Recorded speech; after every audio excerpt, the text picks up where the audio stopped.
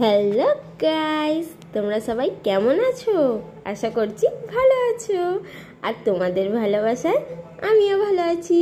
চলে এলাম একটা নতুন ব্লগ নিয়ে। আর ব্লগেতে আছে একটা নতুন রেসিপি। নতুন মিন্স হয়তো কিছু লোক জানে, হয়তো কিছু লোক নাও জানতে পারে। এটা হচ্ছে একটা মহারাষ্ট্রিয়ান ডিশ। চলে এলাম একটা মহারাষ্ট্রিয়ান ডিশ নিয়ে, যাকে বলে সাবুদানার বড়া। এই দেখো, সাবুদানাগুলোকে নিয়ে আমি ভালোভাবে কষ্টে ধুয়ে নিচ্ছি।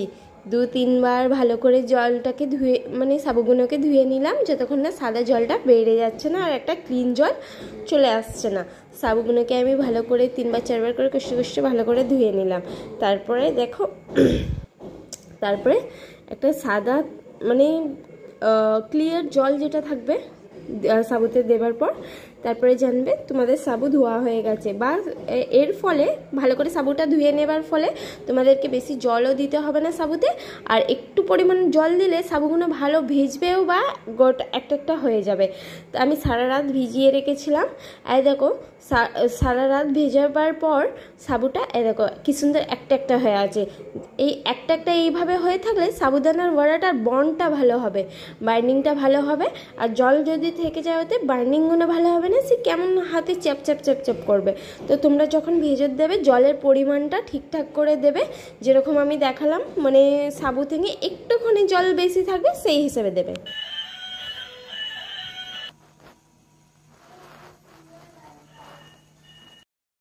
দেখো গাইস, বাইন্ড করার জন্যে আলু সিদ্ধ লাগবে, তাই জন্যে আলু সিদ্ধ করে নিয়েছি। আর কাঁচা লঙ্কার বাদাম মিক্সারে গ্রাইন্ড করে নিয়েছি, বাদামগুলোকে ভেজে নেবে। আর দিয়ে দিলাম এতে জোয়ান। এতে জোয়ানও দিতে পারো তোমরা, জিরেও দিতে পারো, দুটোই ভালোই টেস্ট লাগে।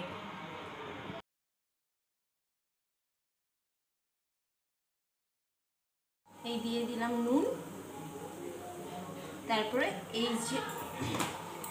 এই যে বাদামের মিক্সচারটা আছে এতে দিয়ে দেবো। বন্ধুরা, তোমরা এই বাদামের মিক্সচারটা, বাদামটাকে রোস্ট করেও করে নিতে পারো বা কাঁচাতেও করে নিতে পারো। এবার এটাকে আমি ভালো করে মেখে নেব।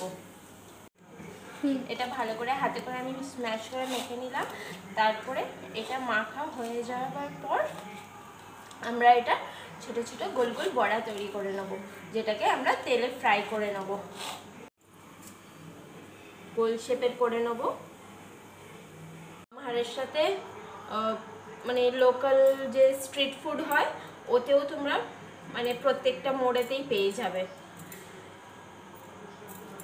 এই দেখো ফ্রেন্ডস, এইভাবে আমি করে নিয়েছি। এই কটা আমি তোমাদেরকে ভেজে দেখাবো কিরকম কি ভাজতে হবে না ভাজতে হবে। ভাজতে ভাজতে আমি তোমাদেরকে বলে দেবো যে কিরকম ভাবে কি ভাজতে হবে। এই দেখো ফ্রেন্ডস, কড়া গরম হয়ে গেছে। কড়াতে আমি তেল ঢেলে দিলাম।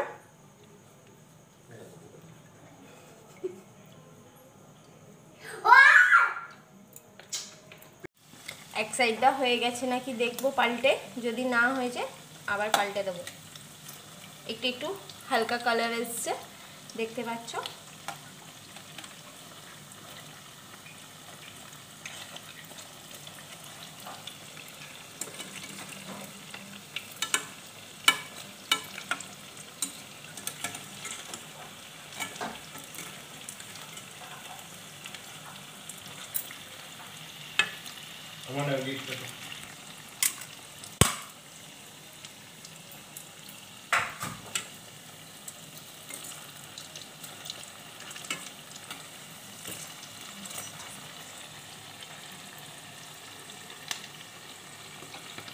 আমি একদিকটা লো মিডিয়াম ফ্লেমেতে ভেজে নিলাম।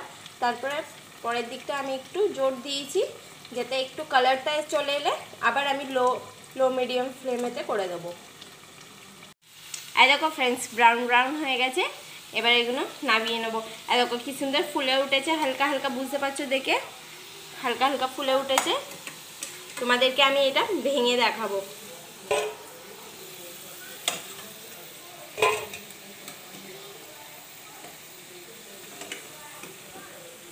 যেগুলো হয় না আমি আবার উল্টে দিই। তোমরা হিটটাকে মেনটেন করে নেবে, যদি একটু জোর লাগে জোর দিতে পারো, কিন্তু দেখবে যাতে না রোস্ট হয়ে যায়।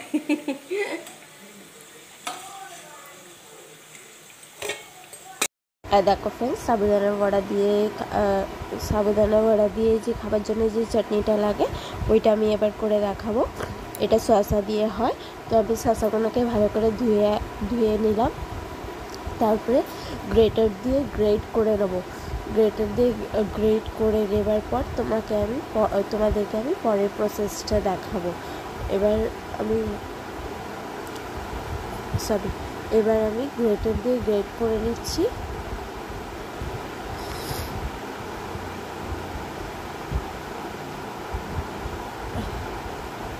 এরপর এইভাবে আমাদেরকে গ্রেটার দিয়ে গ্রেট করে নিতে হবে।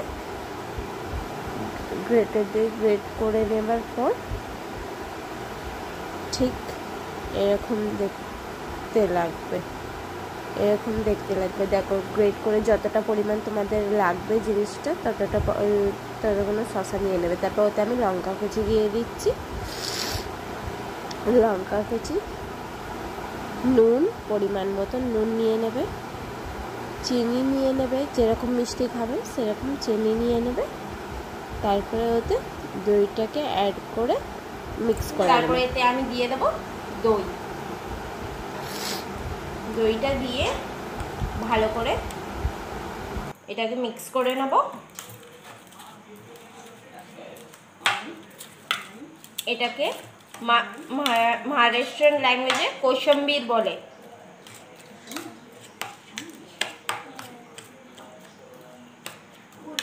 ভালো করে এটাকে মিক্স করে ফ্রিজেতে 10-15 মিনিট রেখে দিলে ঠান্ডা ভালো লাগবে, বা উইথাউট ফ্রিজও তোমরা এইটাকে খেতে পারো, কোনো প্রবলেম নেই। কিন্তু ফ্রিজে লাগলে একটু ভালো লাগে ঠান্ডা।